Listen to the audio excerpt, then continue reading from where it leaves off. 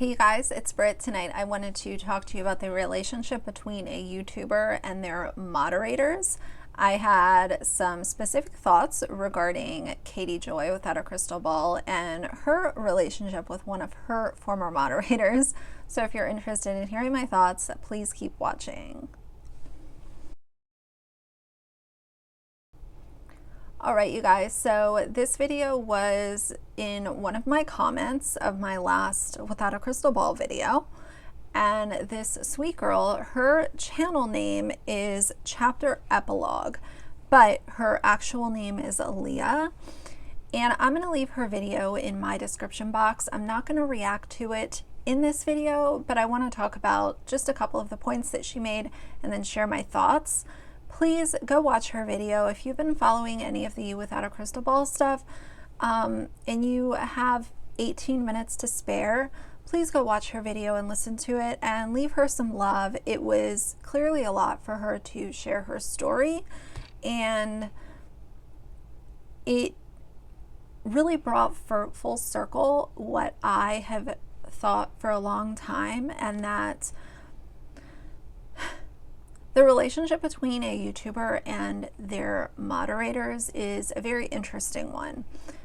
It's one that, unless you're a YouTuber and you go live, you're not gonna have moderators on your channel.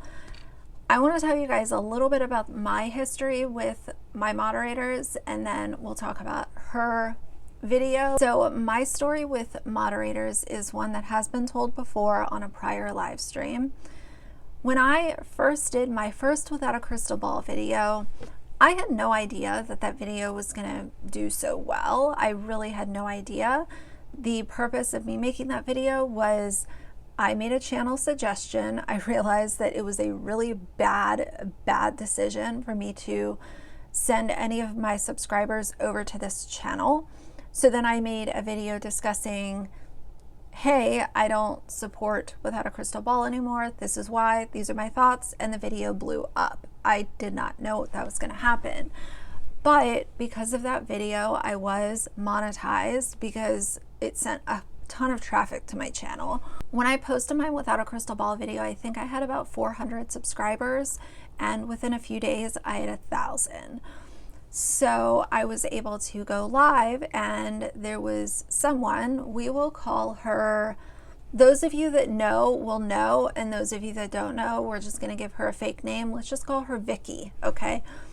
Vicky was keeping an eye on my channel, and you guys, the same day that I hit 1,000 subscribers, I had a very lengthy email in my inbox from Vicky saying, hey, I realize that you're able to go live, and I know that you're planning on going live very soon, because I was talking about, hey, when I reach 1,000, I want to go live and talk to you guys. So she was aware of this. So she said, hey, I would like to be one of your moderators. This is my background. This is what I do, and this is why I want to help you. And I thought that was great. I was very obviously brand new to YouTube and everything. I didn't even know how to go live at the time. And I said, yeah, sure. You know, she seems really nice and just wanted to help me. So she was my moderator for a while. I think it was about 3 months or so. And as my channel continued to grow, I felt like I can have some backup moderators.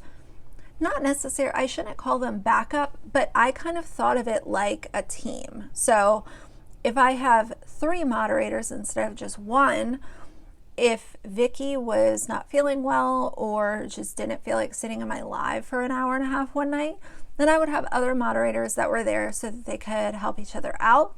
And at least then I would have at least 1 person in the chat. I told this to Vicky, and I said, I've added these 2 other people to be moderators, because I think that it will be helpful in the long run to have more than 1 moderator. And I'm just letting you know, because I didn't want her to be blindsided by the next live stream having 2 other people having wrenches and it be like, well, what the hell's going on? I didn't have to do that. I did that because I felt like it was a courtesy. So I did, and she got very weird. It became very territorial and very much that she was annoyed that she was no longer my only moderator, and she basically went ghost. I unwrenched her, and there were some other things that happened behind the scenes, but I'm not going to go into it in this video. Long story short, she was somewhat combative and just not happy that I added more moderators. So it got very weird. My relationship with my moderators, I think, is there needs to be a level of respect from the YouTuber to the mod, because at the end of the day, these people are volunteering their time and their energy to sit in your live streams, especially if you look at someone like Without a Crystal Ball, who does a lot of content during the day. She's live a lot during the day. So these people are sometimes dedicating 5 to 6 hours a day moderating your chats and interacting with people in in the chats and greeting people and deleting comments that you don't want there. So it's not like they're just hanging out and kicking their feet up. Like, as a moderator, you do have to be somewhat alert to be able to watch the chat, and it's all volunteer. So I do think that there needs to be a certain level of respect. I also don't want to ignore the fact that there can be people who think that they have control over that YouTuber because they are a moderator. And in my personal opinion, that is what happened with Vicky. And she thought that she had some sort of autonomy over me because she was my first moderator. And that's why there was so much upset when I added 2 more, because it's almost like that friend that you have where they're really good when it's just you and them, but then you add another friend to the mix and the first friend gets really like socially awkward and upset. So anyway, Aaliyah is volunteering many of her parts of her day to helping Katie. So the first thing that she goes into is the fact that she was in the hospital and Katie did not even recognize that this person was MIA. And to me, that is absolutely shocking. The fact that not only did Katie not notice, but nobody else on her channel noticed. How sad is that? You are devoting hours of your day to helping this creator, and they don't even notice that you're just gone one day? Especially with someone like Katie, who is on so often with live streams and putting content out. You didn't even notice. To me, that says a lot about her. The other thing that she goes over in this video is the fact that Christmas of 2020, all of us were having a very hard time. But this being a moderator for Katie, she had built an Amazon wish list to try to get her daughter something for Christmas. And she went to Katie and said, "Can you share my Amazon wish list?" I'll tell you guys what I would have done if it was me. I would have shared it without even blinking twice at it, because I realize that that's helping someone, that is a way to pay it back as someone who's volunteered hours and hours and hours of their time to helping your channel. I would have shared it, no questions asked. Well, of course, Katie did not want to share the Amazon wish list. It obviously devastated Aaliyah, and I completely support her in her devastation. I think that it's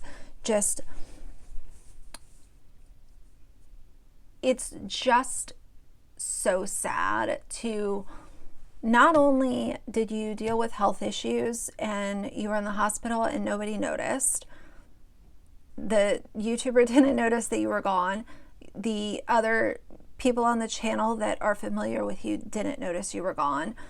Then Christmas comes, and this is like the one opportunity for Katie to do something nice, and she doesn't do it.